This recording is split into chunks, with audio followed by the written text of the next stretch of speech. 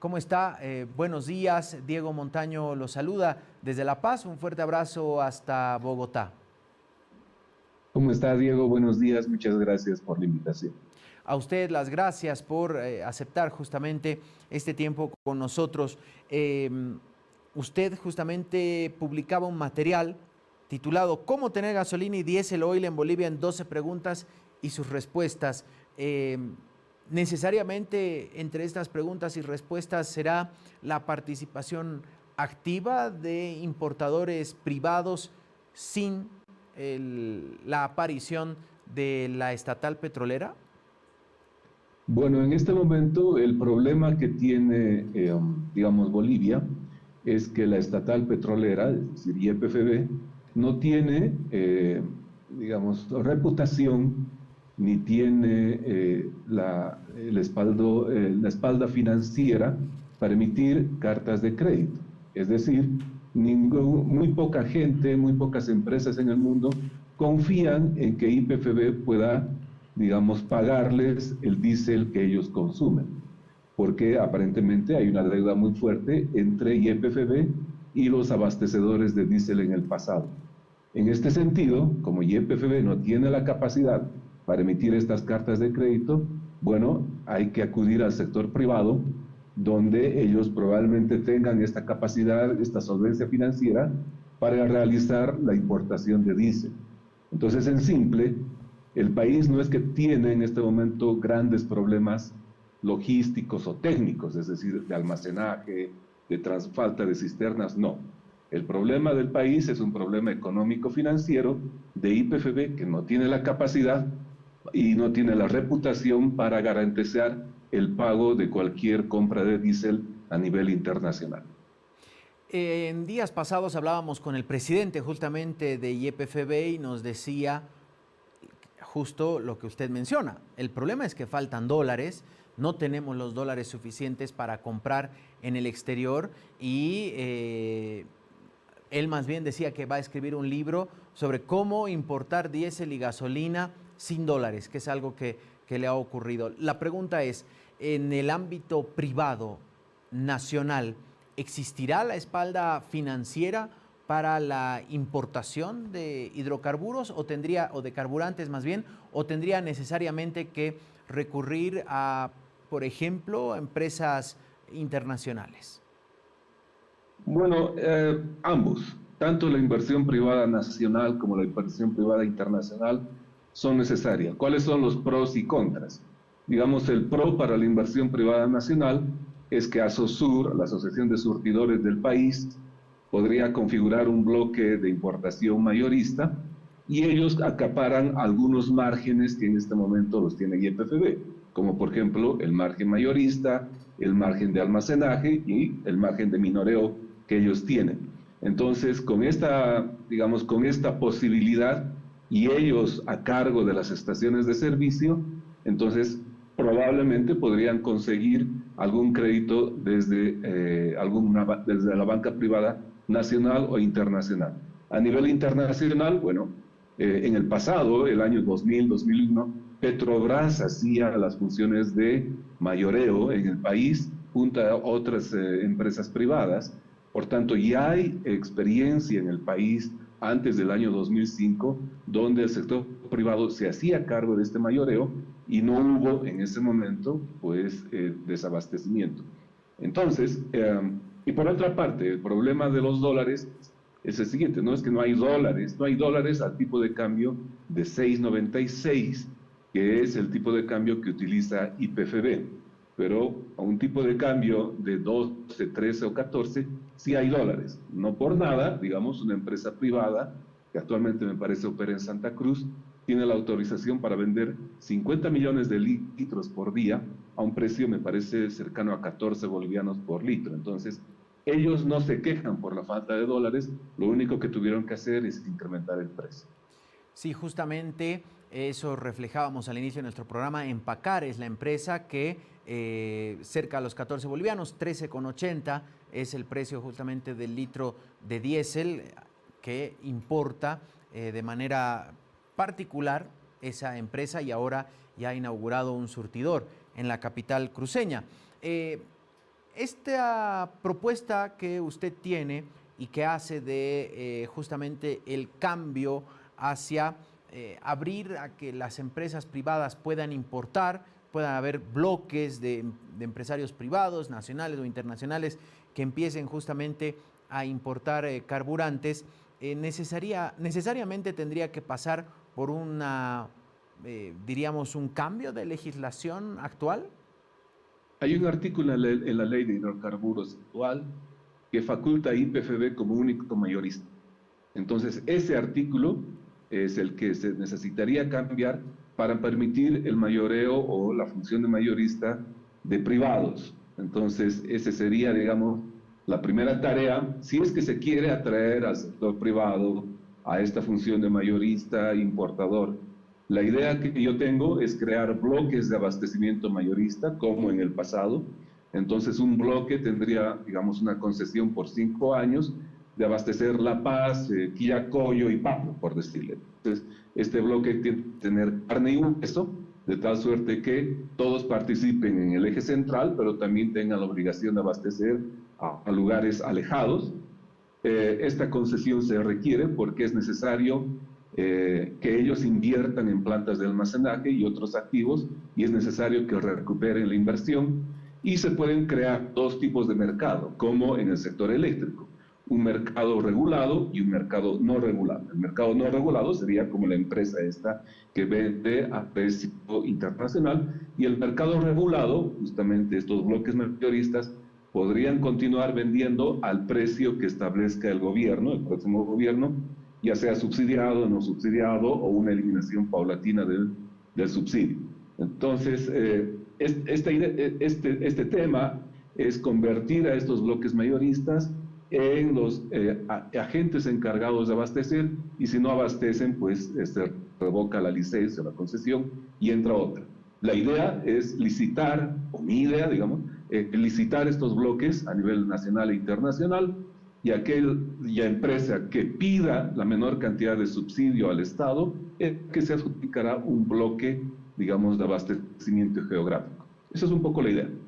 Esto implicaría, por ejemplo, que dependiendo el bloque empresarial, en una región el diésel podría costar determinado precio y en otra otro. Esto quedaría liberado, diríamos, el tema del precio, ¿no sería regulado, o cómo propone Mauricio? La idea es que todos estos bloques vendan a lo que se llama precio estampilla, es decir, el mismo precio. Por eso sería un mercado regulado, porque los precios estarían regulados en función a lo que dicte la ANH. Ahora, hay un mercado desregulado, que no sería regulado, como la empresa que vimos ayer, que puede vender al precio que quiera. Pero es lo que sí tendría que vender al mismo precio en todo el país. Esa es un poco la idea de empatar el abastecimiento de diésel y gasolina con este manejo del subsidio, gasolina y el diésel, que se tiene que trabajar en los próximos años. Son muchas las voces, cada vez más fuertes, incluso ya de los dos aspirantes a la presidencia, que en 32 días sabremos finalmente quién será el siguiente presidente, que hablan de eliminar los subsidios a los carburantes. ¿Cuál es su criterio en torno a este tema, Mauricio? ¿Se debería eliminar de cuajo? ¿Debería ser algo progresivo? ¿Debería ser, algunos proponían incluso sectorizado, que a algunos sectores no se les suba el precio del diésel, pero todos coinciden en que se deben eliminar los subsidios de los carburantes? Bien, yo comparto ese criterio. De hecho, lo expresé en el periódico, en La Razón, hace 15 años atrás, me parece, si usted revisa los artículos que escribía en ese momento, porque uno anticipaba todo lo que está pasando. Bueno, ¿cuál sería la mejor, desde mi punto de vista, estrategia para liberar este subsidio? Es primero hacerlo paulatino, en 3 o 5 años probablemente, unos incrementos semanales o quincenales en el precio, progresivo, de tal suerte que no sea un impacto, una medida de shock.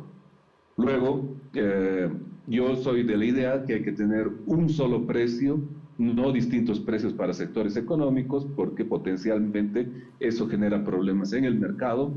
Tercero, una vez que uno quite el subsidio, hay que apoyar a las familias más pobres con subsidios directos o llamados bonos, digamos, en el país, como pasa en otros países. Entonces, para tener una idea clara, sube el precio de la gasolina, entonces las familias más pobres van con una tarjeta de débito al cajero y sacan un monto de dinero, y ese monto de dinero, en teoría, debería compensar el mayor costo no solo de la gasolina, sino del transporte y de los alimentos, porque justamente la gasolina y el diésel son parte importante del resto de precios de la economía.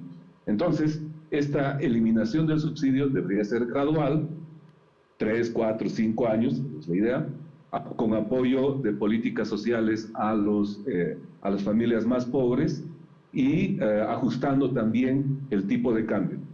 Desde un punto de vista técnico, lo que hay que hacer es renovar el Decreto Supremo 24914, aprobado en la década de los 90, donde la eliminación del subsidio no solamente incrementa la tasa del IHD, del impuesto, sino también aumenta los márgenes de refinación, almacenaje, transporte y el precio al productor, que desde hace 20 años no se ajusta. Y es por eso que usted ve las refinerías con necesidades de inversión, las estaciones de servicio en muy malas condiciones.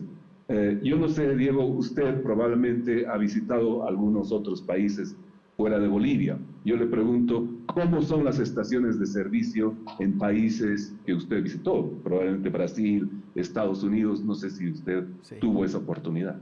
No, realmente hay una diferencia cualitativa cuando uno visita estaciones de servicio de otros países, y eso me sirve para el pie a la siguiente pregunta.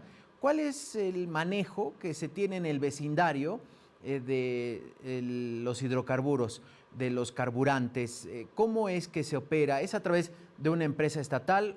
Imagino que no todos los países tienen una política homogénea ni idéntica, cada uno tendrá sus diferencias, pero por ejemplo en Estados Unidos es sabido que de un surtidor a otro hay variación de precios, de un estado a otro ni qué decir. En Nueva York la gasolina es mucho más cara que lo que puede encontrar en Carolina del Norte, por ejemplo, o en el estado de Florida, pero en el vecindario, ¿cuál es la situación? ¿Cómo se administra esto de los carburantes?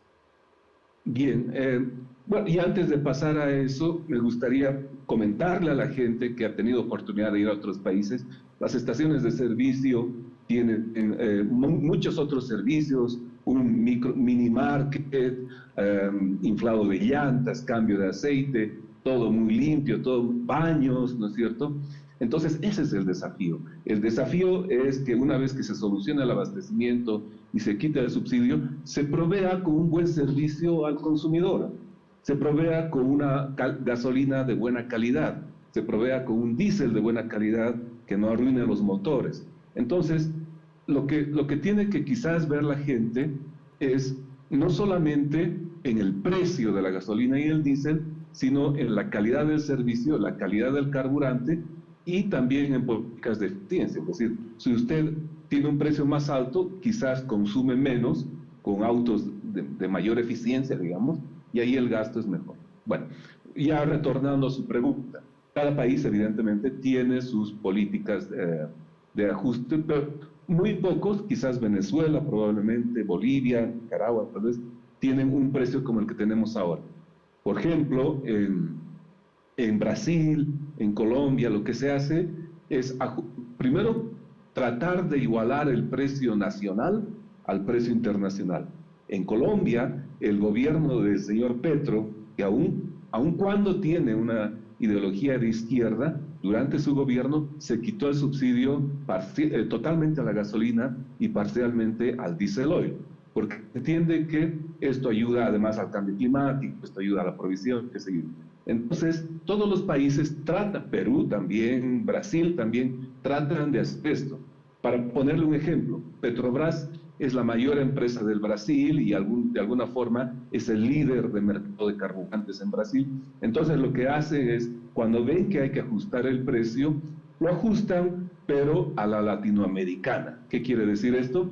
Llaman al presidente de la República probablemente, tienen reuniones de alto nivel y dicen hay que ajustar el precio, entonces no es una decisión que se tiene que tomar a la ligera cuando el incremento es importante. Cuando los incrementos son pequeños, bueno, en algunas gasolineras el precio es más alto, el precio es más bajo, dependiendo del costo del terreno, dependiendo el salario que se les paga a las personas. Pero en general, en el vecindario, lo que se trata de hacer es mantener el precio de la gasolina y el diésel a niveles internacionales, que para ponerlo en sencillo, está en $1 por litro. Ahora, ahí nosotros tenemos otro conflicto, porque $1 en el metaverso del gobierno, $1 es 6.96. En la vida real, hoy el dólar, no sé a cuánto está el dólar cripto, está 12.50. Gracias. 12.50 está en este momento el USDT. Es decir que no es que nuestra gasolina cuesta $0.50, como era hasta hace 3 años, el litro, sino cuesta 25 centavos de dólar aproximadamente. Entonces estamos subsidiando 75 centavos de dólar por litro. En ese sentido, el siguiente gobierno, ¿qué debería hacer, Mauricio? Primero, usted decía, sincerar el tipo de cambio, ser honestos y decir, bueno, el dólar no vale 6.96, eso ya es parte del pasado, sino vale 12. Aproximadamente ahí parece que se está estacionando este tiempo. ¿Eso debería costar el litro de gasolina o de diésel? Bueno, fíjese qué nos dice el mercado, Diego. Usted ya me dijo, ¿en cuánto están vendiendo el diésel en Santa Cruz, esta empresa que vende a precio internacional? 13 y algo, 13.80, si no estoy mal. Listo, muy parecido al precio del dólar en USDT, es decir, un peso más probablemente. Pero es esa la tendencia. El problema es que cuando usted tiene tipos de cambio diferenciados, como mercado negro, digamos, y mercado oficial, toda la economía se desordena. Entonces, cuando se desordena la economía, la gente no sabe qué hacer, no sabe, y peor aún, digamos, las empresas estatales como IPFB, como BOA, tienen que actuar como si el tipo de cambio estuviese a 6.96, pero no pueden conseguir dólares a 6.96, entonces sus finanzas quiebran, fallan. Una forma para ayudar a las empresas estatales es sincerar el tipo de cambio y que el gobierno diga, bueno, de aquí en adelante el tipo de cambio es 12, 12.5 y se establece un mecanismo para que este fluctúe. Algo que yo quisiera también decirle a la gente a través suyo es que si bien es importante el nivel del precio de la gasolina, del precio del dólar, del precio del pan, también es importante saber cómo varían estos precios a lo largo del tiempo. Y yo lo vengo repitiendo hace 10 años atrás. Bolivia tiene 3 precios políticos, y estos precios políticos son el precio del dólar, el precio de la gasolina y el precio del pan, que no es una expresión de un amigo, pero yo siempre la tomo. Entonces, ¿por qué son 3 precios políticos? Porque no obedecen a las leyes de oferta y demanda. Entonces, cuando no obedecen sino obedecen, digamos, a criterios político y político partidarios. Cuando se abusa de esto, entonces tenemos que estos precios políticos causan problemas en el mercado, en la vida de la gente, porque la gente tiene que hacer colas, no consigue dólares, el pan se hace más pequeño. Yo hace 3 años que no estoy en el país y hace un mes me trajeron marraquetas y quedé asombrado, francamente, del tamaño de la marraqueta que yo dejé hace 3 años y del que me trajeron hace un par de meses. Entonces, la idea acá es sincerar los precios, tener precios no mentirosos. Cuando los precios no mienten, entonces uno toma las decisiones correctas. Porque dicho sea de paso, ¿no? Los precios subsidiados a la gasolina, al diésel, hacen que, por ejemplo, la gente diga, yo mantengo mi auto encendido porque tengo calefacción. Yo enciendo la televisión porque no quiero sentirme sola. Entonces, son este tipo, yo caliento mi piscina con gas natural o GLP. Por tanto, son este tipo de actos que son de alta ineficiencia energética los que también hay que corregir. Entonces, se necesita una reingeniería en el país que va desde lo económico, lo químico y bueno, y los temas que seguramente usted los discute todos los días en el programa.